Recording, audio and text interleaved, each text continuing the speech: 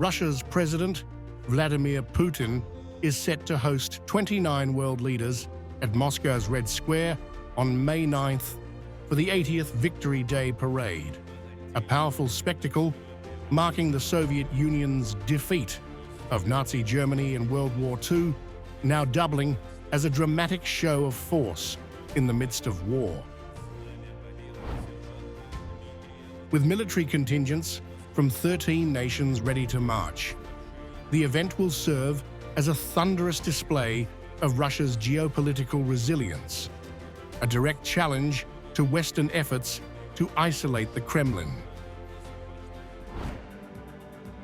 This year's parade carries a clear message to Washington. Russia will not accept a Ukraine peace deal dictated by the US. As NATO and EU cracks widen, the event exploits internal divisions while responding to a veiled threat from Ukraine's leadership.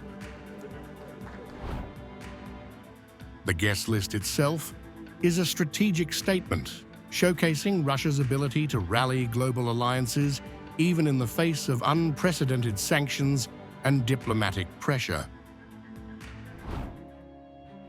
Chinese President Xi Jinping, Brazilian President Luiz Inácio Lula da Silva, and Cuban President Miguel Diaz-Canel will be in attendance, joined by Belarusian President Alexander Lukashenko in a high-profile demonstration of solidarity.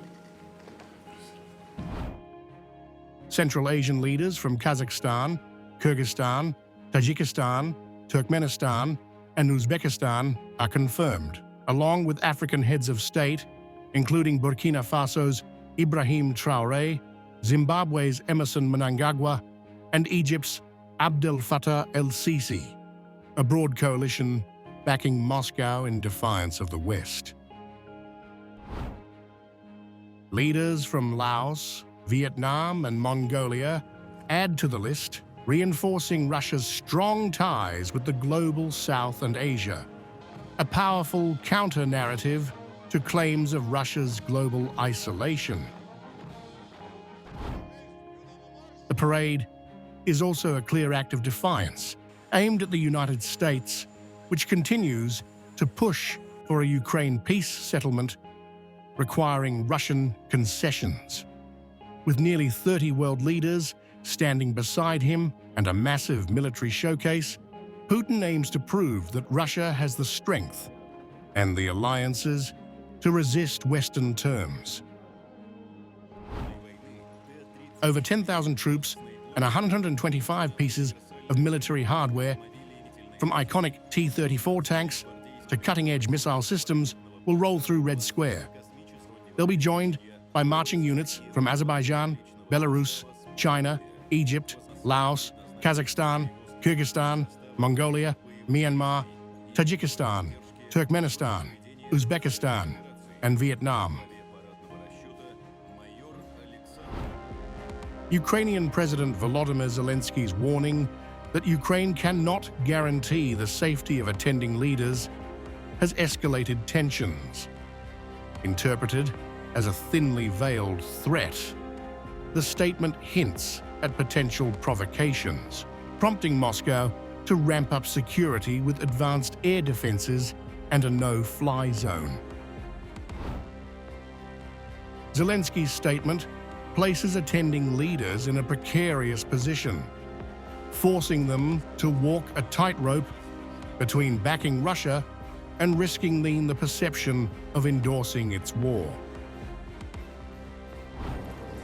The attendance of Slovakia's Prime Minister Robert Fico and Serbia's President Alexander Vučić underscores Putin's strategy of exploiting rifts within NATO and the EU.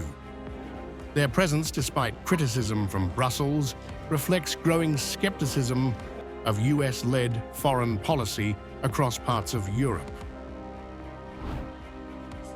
Serbia, still an EU candidate, risks derailing its membership hopes.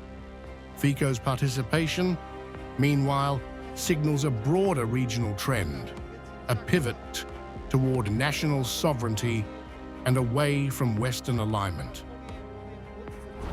This is unprecedented. That's just too ridiculous for me. This is how Mr. Zelensky refers to women. I'm a small player, it's not about me, and he's referring to the Chinese president. He is referring to the Brazilian president. It is addressed to presidents and heads of state and prime ministers from countries with hundreds of millions of inhabitants. Don't go there. Watch out, because we, Ukraine, will do something to you. This is not done. I reject such threats for the sake of safety. For us, the past and upcoming 15 to 20 days are very important. Also here, in America, we will have numerous European guests who will lecture me, preach to me, scold me for going to Moscow. They still haven't convinced me not to go. It's hard to get through to hard-headed people. As Moscow makes final preparations, the parade is shaping up to be a calculated act of global defiance. Rumors swirl about potential last-minute cancellations, fueled by health concerns for Fico and Vučić, while earlier speculation of a US representative has been firmly denied. North Korea will send only its ambassador, not Kim Jong-un, but with nearly 30 world leaders in attendance, a formidable military parade, and a global audience watching, Putin is staging more than a commemoration. He's declaring Russia's place as a great power. Yet, Ukraine's warning and the precarious optics for European leaders underline the gravity of the moment. What unfolds in Red Square on May 9th won't just echo in Moscow, it will reverberate across the world.